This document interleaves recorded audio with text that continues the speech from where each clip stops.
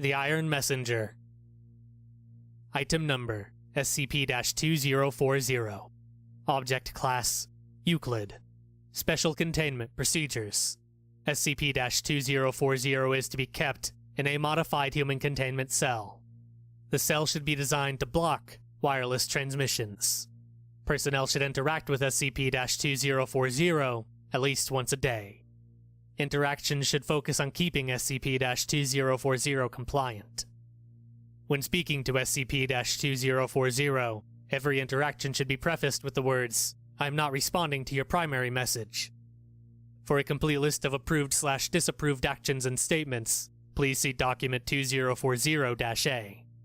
If SCP-2040 attempts to breach containment, personnel should repeat the following phrase until the situation is resolved. "We are formulating a response to your primary message. Please return to your designated waiting area." Description: SCP-2040 is a humanoid robot composed primarily of iron, glass, and plastic. Its design is very simplistic, possessing an electronic system, which is technologically inferior to modern equivalents. However, SCP-2040 exhibits functionality not possible with its structure. SCP-2040 possesses a complex AI that is almost indistinguishable from a human intelligence, and a seemingly limitless power source that has not yet required any obvious refueling.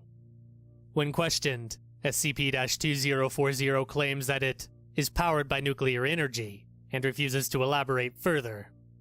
SCP-2040 also claims to be in possession of other anomalous abilities, such as an ion ray, weapon, and the ability to light jump between planets.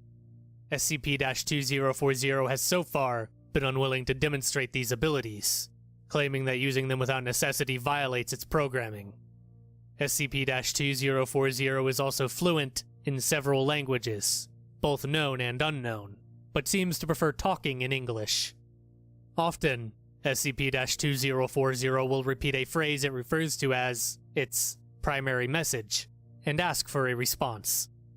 Though SCP-2040 is often overbearing in requesting a response, it has shown a willingness to wait indefinitely if told that a response is still being formulated. Special care must be taken to ensure that a response is not accidentally given. SCP-2040 usually refuses to communicate about topics other than its primary mission, but can be distracted when questioned about its journey to Earth or previous missions. In these cases, SCP-2040 will recite narratives about locations it has visited and creatures that it has encountered. These narratives are all structured in a similar fashion. Usually, they begin with SCP-2040 landing on a planet and being hampered by some adversity. SCP-2040 must then overcome the obstacle to leave the planet and continue its mission. Though these narratives supposedly contain information about various alien species and civilizations, they do not contain any useful information about the origins of SCP-2040 or any context to its primary message. For a complete list of recorded narratives, please see Document 2040-B. Addendum 1. The following is the transcription of SCP-2040's primary message. The universe was not meant to have physical laws. Physical laws restrict life. Physical laws are corrupting the universe. We are attempting to correct this. We request your assistance in this matter. Please respond. Addendum 2. The following interview was conducted between researcher Kinoshita and SCP-2040. To date, it is the most useful information given by SCP-2040 without it changing the subject to its primary message. Begin log. Kinoshita, I'm not responding to your primary message. I will not respond to your primary message for the duration of this interaction. I would just like to ask you a few questions. SCP-2040. State your inquiries. Kinoshita, can you explain your primary message and tell us some information about who sent it?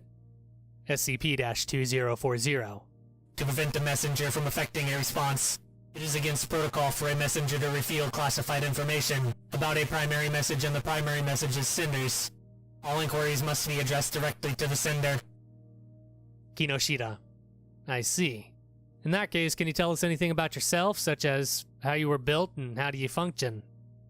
SCP-2040. I cannot explain my design or function. It is classified. However, it is publicly available information that I underwent to upgrade specifically for this mission. I am now one of the few entities that can safely inhabit the restricted zone. Kinoshita. Restricted zone. Can you tell me more about this restricted zone? SCP-2040. My emotion circuits show surprise that you inquire that.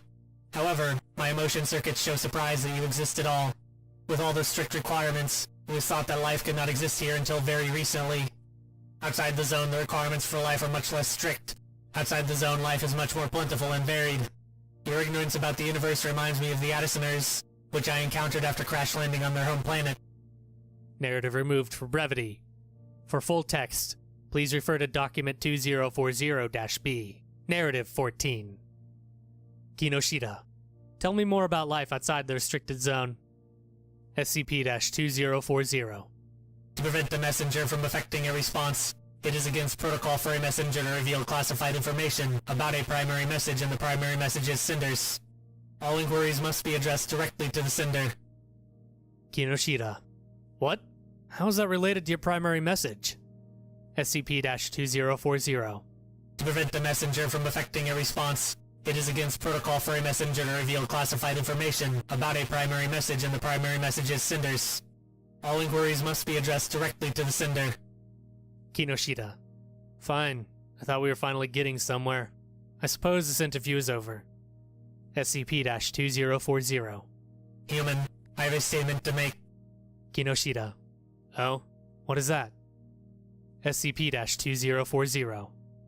Please inform your leaders. Time passes differently in the restricted zone. Therefore, I am able to wait for a response. However, I cannot wait forever. We need your help. In log.